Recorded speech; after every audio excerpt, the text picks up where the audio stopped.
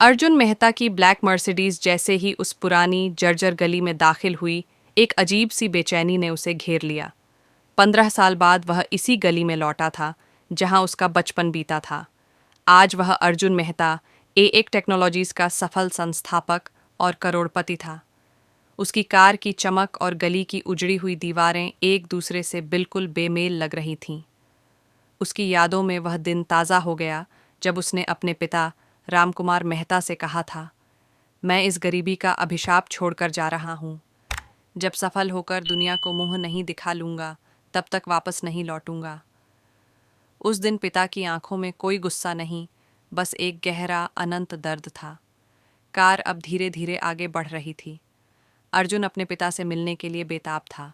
वह सोच रहा था कि कैसे वह अपनी सफलता से उन्हें चकित कर देगा। तभी उसकी नज़र सड़क किनारे खड़े एक पुराने जर्जर रिक्शे पर पड़ी।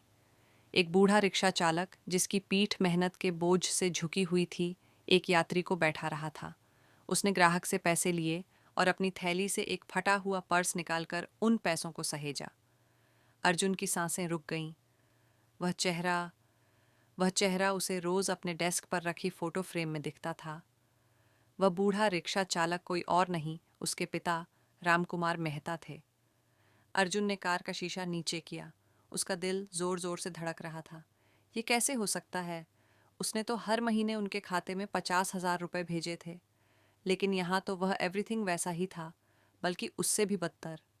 एक आवेग में वह कार से उतरना चाहता था, लेकिन कुछ उसे रोक गया। शायद शर्म, शायद अपराध बोध।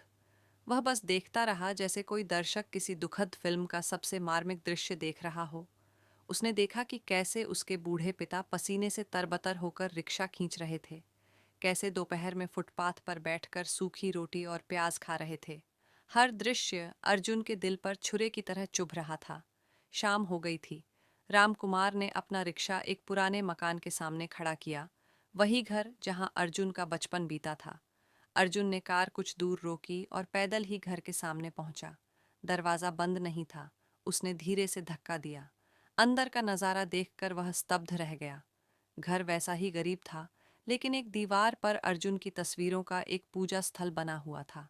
उसकी स्कूल की तस्वीर, कॉलेज की डिग्री, अखबार में छपी उसकी सफलता की खबर, सब कुछ साफ सुथरे ढंग से सजा हुआ था। रामकुमार अंदर आए। उन्होंने अर्जुन को नहीं देखा। वह सीधे अलमारी के पास गए और अर्जुन की सबसे नई तस्वीर को देखकर मुस्कुराए। फिर उन्होंने अपनी थैली से एक पुराना मोटा रजिस्टर निकाला। पापा। अर्जुन की आवाज़ कांप रही थी। रामकुमार धीरे धीरे मुड़े। उनकी आंखों में न तो हैरानी थी, न गुस्सा, बस एक शांत गहरी करुणा थी। आ गया बेटा, उन्होंने साधारण से स्वर में कहा। यह साधारण स्वर अर्जुन से सहन नहीं हुआ। वह जमीन पर ढेर हो गया। उसके रोके न रुकने वाले आंसू फूट पड़े। वह अपने पिता के पैरों पर गिर पड़ा। माफ कर दीजिए पापा, मैंने आपको रिक्शा चलाते देख लिया। मैं पापी हूँ। मैंने आपको छोड़ दिया। आप यह सब क्यों कर रहे हैं? मैंने तो हर महीने पैसे भेजे थे। रामकुमार ने धीरे से उसके सिर पर हाथ रखा। उठो बेटा, यह घर तुम्हारे पैरों की आवाज़ सुनने को तरस गया था। उन्होंने अर्जुन को उठाया और उस रजिस्टर की ओर इशारा किया। तुम्हारे सवाल का जवाब इस डायरी में है। अर्जुन ने हाथ कांपते हुए वह रजिस्टर उठाया। ये कोई साधारण बही खाता नहीं था, बल्कि एक पिता की तपस्या का दस्तावेज था। पहले पन्ने पर लिखा था, आज अर्जुन को नए स्कूल की किताबें खरीदनी हैं। अपनी पुरानी जैकेट बेचकर 500 रुपये जुटाए। भगवान करे उसे कभी पता न चले। दूसरे पन्ने पर, बेटे ने इंजीनियरिंग कॉलेज में दाखिला ले लिया। फीस भरने के लिए घर गिरवी रखना पड़ा, लेकिन कोई बात नहीं, उसका भविष्य इस घर से कहीं ज्यादा कीमती है। अर्जुन आगे पलटता गया। हर पन्ने पर उसके सपनों की कीमत उसके पिता के बलिदानों में लिखी हुई थी। और फिर वह पन्ना आया जहां से उसने घर छोड़ा था। आज मेरा बेटा मुझसे नाराज होकर चला गया। उसने गरीबी को अभिशाप कहा। मेरा दिल टूट गया है, लेकिन मुझे उस पर गर्व है। उसमें इतनी आग है कि वह दुनिया जीत लेगा। और फिर पिछले 15 सालों के पन्ने। हर महीने एक ही एंट्री दोहराई गई थी। आज अर्जुन ने 50,000 रुपये भेजे। वह बाहर मेहनत कर रहा है। यह पैसा उसकी मेहनत का है। मैं इसे छू भी कैसे सकता हूँ? मैंने एक अलग खाता खोल दिया है। यह सारा पैसा वहाँ जमा हो रहा है।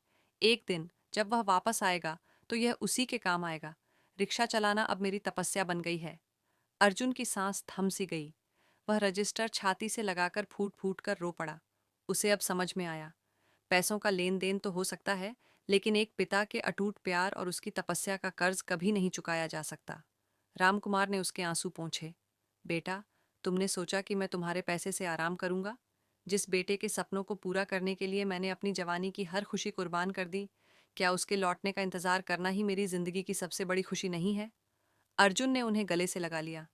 उस रात करोड़पति बेटा और रिक्शा चालक पिता एक ही चारपाई पर बैठकर सालों के सूनापन और गलत फहमियों को आंसुओं से धोते रहे। और फिर जो हुआ वो एक सबक था। अगले दिन अर्जुन ने वह सारा पैसा जो उसने 15 साल में भेजा था एक ट्रस्ट के नाम कर दिया, श्री राम कुमार मेहता पितृ त्याग ट्रस्ट। इस ट्रस्ट का मकसद था उन गरीब बच्चों की पढ़ाई में मदद करना जो पैसे के अभाव में अपने सपनों को मरते देख रहे थे। उसने अपने पिता से वादा किया कि अब वह हर महीने इसी शहर में आएगा, और वह पुराना रिक्शा अब कमाई का जरिया नहीं, बल्कि एक पवित्र यादगार बन गया, उस बलिदान और अटूट पितृप्रेम की याद दिलाता हुआ जिसने एक करोड़पति को यह सबक सिखाया कि सफलता का असली मूल्यांकन आपकी बैंक बैलेंस शीट से नहीं, बल्कि आपके चरित्र और उन लोगों के प्रति आपके सम्मान से होता है जिन्होंने आपको बनाया है। और कोई भी सफलता अगर उसमें अपनों का सम्मान शामिल नहीं है, तो वह महज एक खोखला अहंकार है।